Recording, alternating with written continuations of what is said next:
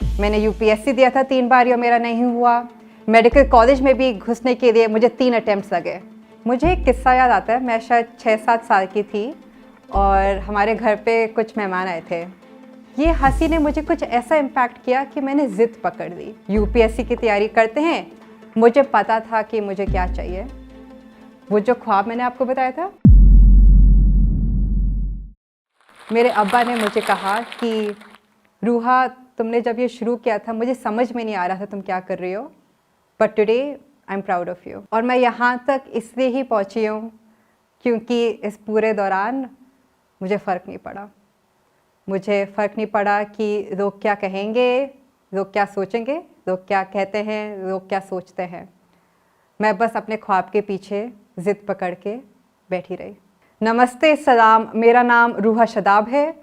मैं एक डॉक्टर, एक सोशल एंटरप्रेन्योर और लेड बाय फाउंडेशन की फाउंडर और सीईओ हूँ। आज ये कहना तो आसान लगता है, मगर यहाँ तक पहुँचने में मैंने बहुत फेलियर देखा है। मैंने यूपीएससी दिया था 3 बार और मेरा नहीं हुआ।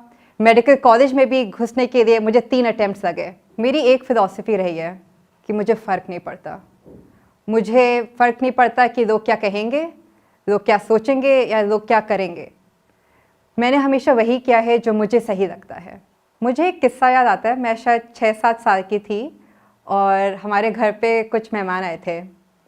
एक अंकल मुझे बुलाते हैं, पास बैठा के पूछते हैं कि रूहा बेटी, तो बड़े होके क्या बनना चाहती हो। मैं 6-7 साल की थी, मैं कुछ भी कह सकती थी, मुझे डॉक्टर बनना है, मुझे आईएएस बनना है, मुझे इंजीनियर बनना है।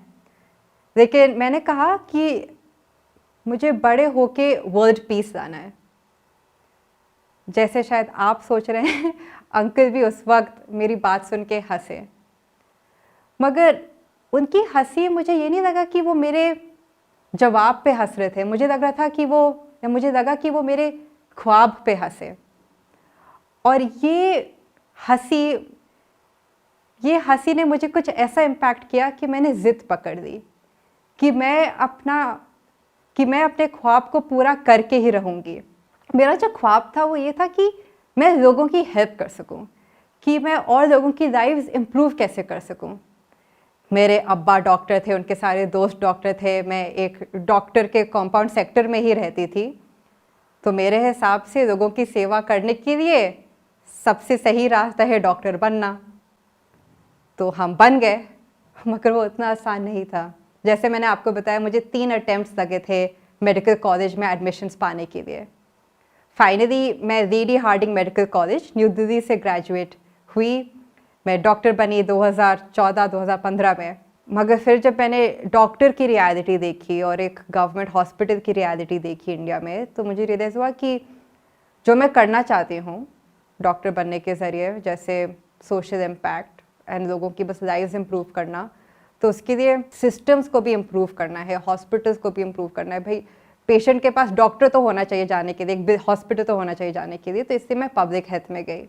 ये एमबीबीएस करके एमडी ना करना और एनजीओ में जाना एक ऐसा पाथ था जो ज़्यादा लोग नहीं चूज़ करते हैं, मगर मुझे फ़र्क नहीं पड़ता। मैंने ये नहीं सोचा कि लोग क्या कहेंगे या क्या सोचेंगे, और लोगों ने खूब कहा और खूब सोचा। मुझे एक और दावत याद है, जब घर पे कुछ अंकल आए हुए थे, मेरे अब्बा के दोस्त। उनमें से एक अंकल जो मेरे बहुत ही करीबी हैं और ख़ुद डॉक्टर हैं, जब उन्होंने जाना कि मैं एमडी नहीं कर रही और एमडी के एंट्रेंस एग्ज़ाम्स के लिए नहीं पढ़ रही हूँ, मैंने सेंस किया कि वो थोड़े निराश थे, वो थोड़े डिसअपॉइंटेड थे। उन्हें लगा कि रूहा अपनी फुल पोटेंशियल शायद नहीं अप्रोच कर रही या फुल पोटेंशियल नहीं यूज़ कर रही। मगर मुझे फ़र्क नहीं पड़ा, क्योंकि मुझे पता था मैं क्या चाहती हूँ। मैं एनजीओ में जाके काम करना चाह रही थी क्योंकि मैं ज़्यादा से ज़्यादा लोगों की हेल्प करना चाह रही थी। जब मैंने एनजीओ में काम करना शुरू किया तो मुझे रियलाइज़ हुआ कि जिस टाइप ऑफ स्केल को मैं ढूंढ रही थी या अचीव करने की कोशिश कर रही थी, वो पब्लिक पॉलिसी के ज़रिए से ही आएगा। और पब्लिक पॉलिसी पढ़ने के लिए बेस्ट कॉलेज अमेरिका में है, हार्वर्ड यूनिवर्सिटी के नाम से।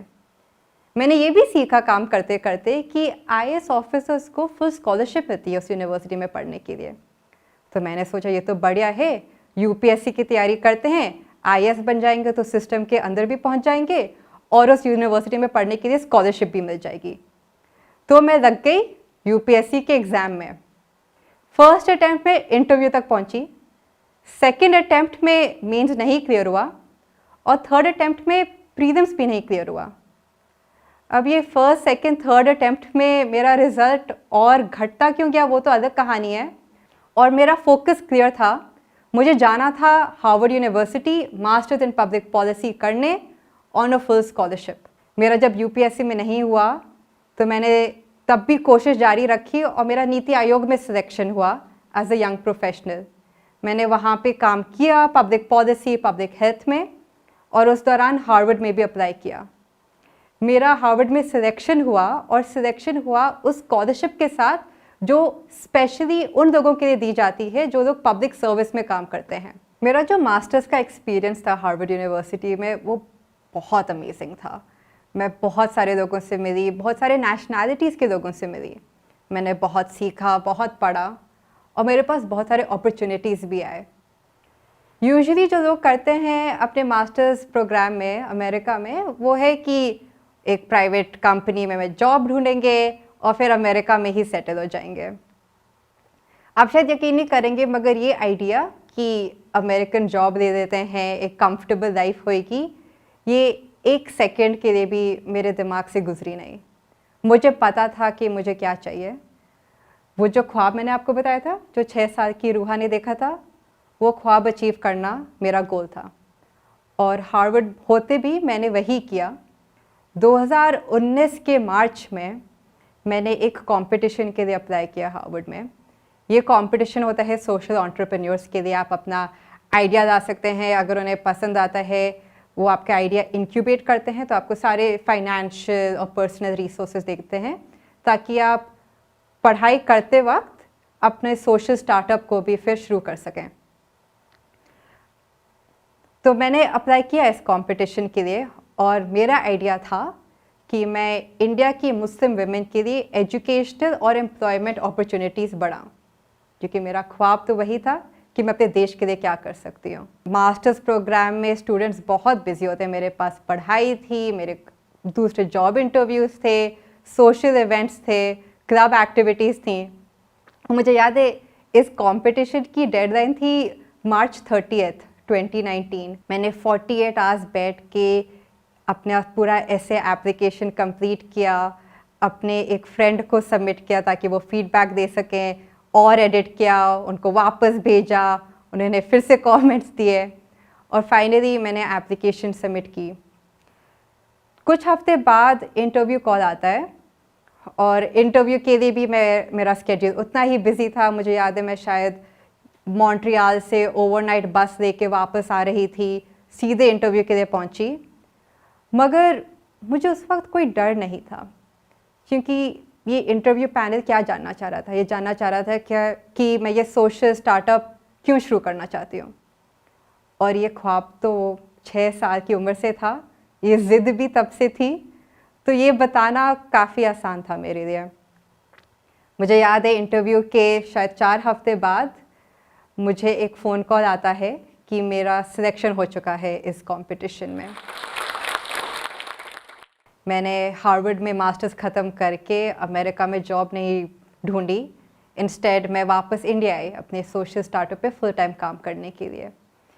ये आइडिया, ये डिसीजन काफ़ी लोगों को समझ में नहीं आया, मेरे करीबी रिश्तेदार दोस्तों को भी समझ में भी नहीं आया, लेकिन मुझे फ़र्क नहीं पड़ता। तो मैंने कंटिन्यू रखा अपना काम लेड बाय फाउंडेशन पे, और सितंबर 2020 में जब हमारा पहला क्लास ग्रेजुएट हुआ तो हम इंडियन मुस्लिम वुमेन के साथ काम करते हैं, उनके लिए एक फेलोशिप प्रोवाइड करते हैं। सितंबर 13, 2020 पे उनकी ग्रेजुएशन सेरेमनी थी, और इस ग्रेजुएशन सेरेमनी में हमारे पास ऑडियंस में संजीव बिखचंदानी सर थे, फाउंडर ऑफ Naukri.com। हमारे पास एज स्पीकर शबाना आज़मी थी, और वर्ल्ड की फर्स्ट मुस्लिम महिला जिन्होंने नोबेल प्राइज़ जीता है डॉक्टर शिरीन इबादी थी। ये सब देखने के बाद इस वक्त 1 साल और 3 महीने हो चुके थे लेड बाय को क्रिएट हुए हुए। तब जाके मेरे अब्बा ने मुझे कहा कि रूहा, तुमने जब ये शुरू किया था मुझे समझ में नहीं आ रहा था तुम क्या कर रही हो, but today I am proud of you. अगर आपको मेरी कहानी से एक बात याद रहे, वो ये होनी चाहिए कि आपको फ़र्क नहीं पड़ना चाहिए। आपको फ़र्क नहीं पड़ना चाहिए कि लोग क्या कहेंगे, क्या कहते हैं, क्या सोचेंगे, क्या सोचते हैं। आपको अपने गोल के पीछे एक ऐसा जोश रखना चाहिए कि आपको कोई फ़र्क ना पड़े और लोग क्या सोच रहे हैं, क्या कह रहे हैं, और फिर आप अपने गोल को हासिल कर पाएंगे। वो कहते हैं ना, गिरते हैं शहसवारी मैदान जंग में, वो तिफ़ल क्या गिरेंगे जो घुटनों के बल चले। पता है, हम जब भी भारत को आगे ले जाने की बात करते हैं, जब भी ये कहते हैं कि 2030 तक भारत एक सुपर पावर बन जाएगा क्योंकि हमारे पास बहुत यंग पॉपुलेशन है, हम बहुत मेहनती हैं और पता नहीं क्या क्या, पर क्या हम सच में ये सोचते हैं कि क्या सच में भारत उस राह पर है? क्या सच में भारत की युवा इस टाइम पे ये सोच रही है, इतने बड़े सपने ले रही है कि 2030 तक भारत को सुपर पावर बनाने में वो कंट्रीब्यूट कर सके? दोस्तों, आपको पता है 90% से ज़्यादा इंडियंस जो हैं वो 12,000 से भी कम की सैलरी अर्न कर रहे हैं। कभी कभी सोच के नामुमकिन सा लगता होगा, है ना? और शायद इसी बात का हमारे आसपास के भाई बंधु मजाक भी बनाते होंगे। पर एक बहुत अच्छी कहावत है, इंग्लिश में एक बहुत अच्छी कहावत है कि for every stone thrown at you it's your duty to transform it into a milestone. किसी भी देश को महान बनाते हैं उसके लोग, और उन लोगों को महान बनाती हैं दो चीज़ें। पहली, वो जज्बा, वो जुनून, वो जोश अपने देश को आगे ले जाने का, और दूसरी, ज्ञान, स्किल्स और नॉलेज की ताकत।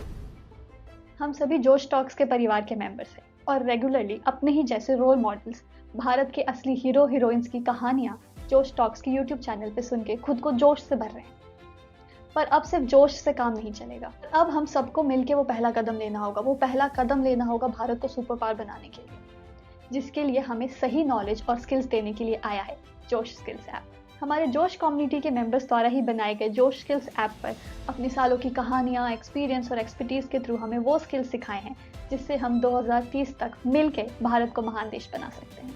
आज ही पिंड कमेंट में दिए हुए लिंक पे जाएं, जोश स्किल्स ऐप को डाउनलोड करें और ले वो पहला कदम खुद को और देश को आगे बढ़ाने के लिए।